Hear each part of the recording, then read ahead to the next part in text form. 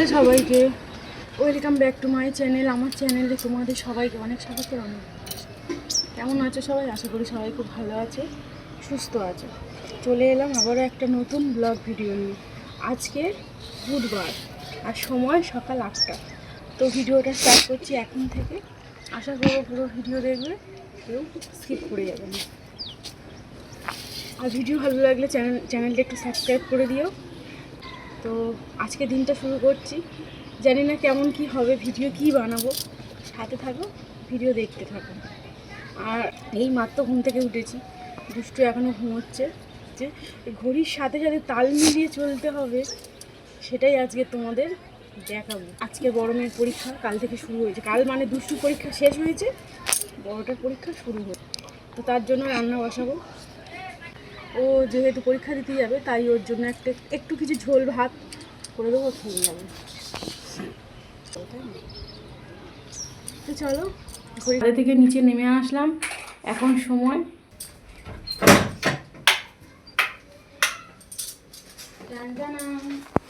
আমার দুষ্টু আজকে ঘুমোচ্ছে, তো আজকে ওকে ডাকবো না, ঠিক আছে? বেঁচে গিয়েছে, রাত্রিরে না দুপুরে ধরো ভাত খাই আমরা, তো ভাতগুলো একদম সুন্দর ঝরঝরে রয়েছে। তো এই ভাত কটা আমি কি করবো বলো তো, দেখতে থাকো কি করব। তো শ্রেয়া বললো কি যে ও আলু সেদ্ধ দিয়ে ভাত খাবে, সেই জন্য ওই আলু ভাতের মধ্যে দিয়ে দিচ্ছি। তরকারি থেকে আলু সেদ্ধ, পেঁয়াজ ভাজা, শুকনো লঙ্কা দিয়ে আলু মেখে দিলে না, ও মানে তরকারি দিয়ে যত না ভাত খায়, আলু সেদ্ধ দিয়ে ভাত বেশি খায়। ফেরে এক বালতি। ওদিকে ভাত বসিয়ে আসলাম। সংসারের যে আশি কাজ থাকে, তো সেগুলোই এখন সারবো আস্তে আস্তে। ঘাটে চলে এসেছি, মানে যে জামা কাপড়গুলো আর কি কাচার দরকার, সেগুলো নিয়ে ঘাটে এলাম।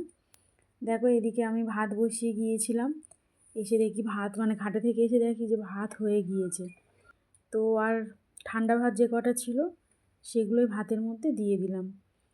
তো তারপরে চলে আসলাম ছাদের ওপর। সকালে শ্রেয়ার পাপাই কিছু জামা কাপড় কেচে দিয়ে গিয়েছিল, তারপরেও ফের আমার এই এক বালতি জামা কাপড় পড়েছে। তো ও বলেছিল সকালে জামা কাপড় কাচতে হবে না, আমি কেচে দিয়ে যাব, তো বলে ওর মতন কেচেছে। তারপরেও আমি এগুলো ফেরে আবার এদিক থেকে ওদিক থেকে মানে টেনে টুনে বের করেছি কোনটা কাচতে হবে না হবে। তো সব জামা কাপড় মেলে দিয়ে এখন চলে আসলাম শ্রেয়ার ঘরে। তো আজকে শ্রেয়ার পরীক্ষা, আর এসে শ্রেয়ার বই টইগুলো একটু গুছিয়ে নিচ্ছি। ও ড্রেসিং টেবিলটা মানে দুষ্টু এদিক থেকে ওদিকে নিয়ে গেছে জিনিসপত্রগুলো, তো সেগুলোই এখনই গুছিয়ে নিচ্ছি। দুষ্টু মানে আমার ছোট মাইয়া। আর এদিকে দেখো ভাত খেতে বসে গেছি।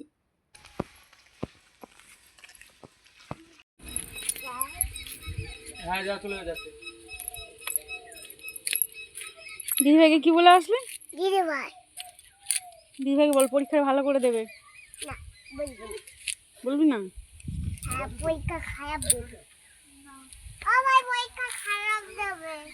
তাহলে গিফটটা হবে না, তাই তো? তোমার পরীক্ষা ভালো হয়েছে?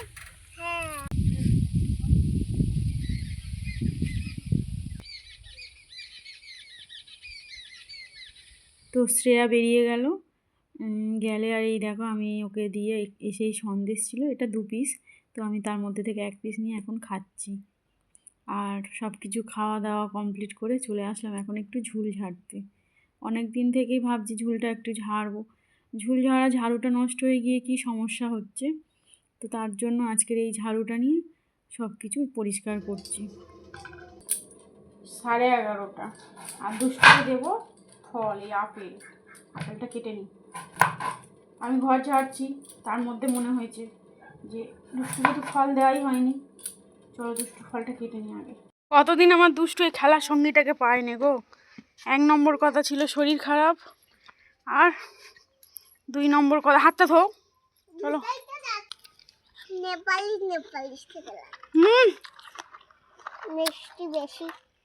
আপেল নেল পলিশের মতন, সায়ন্তিকা আপেল নেল পলিশের মতন খেতে লাগছে। দুষ্টুর কথা শোন, বলে কি না নেল পলিশের মতন লাগছে। তো তুমি তো নতুন কথা আবিষ্কার করছো। তুমি নিশ্চয়ই নেল পলিশকে খেয়ে দেখেছো? নেল পলিশ ওটাই খেয়ে দেখেছো কেমন খেয়েছো? তুমি খাচ্ছ? খেয়ে নিয়ে খেলবে না চান করবে? তো এদিকে দেখো আমার রান্না কমপ্লিট। আজকের বেশি কিছু করিনি, পালং শাক দিয়ে কুমড়ো দিয়ে ডালের বড়ি দিয়ে একটু তরকারি মতন করেছি।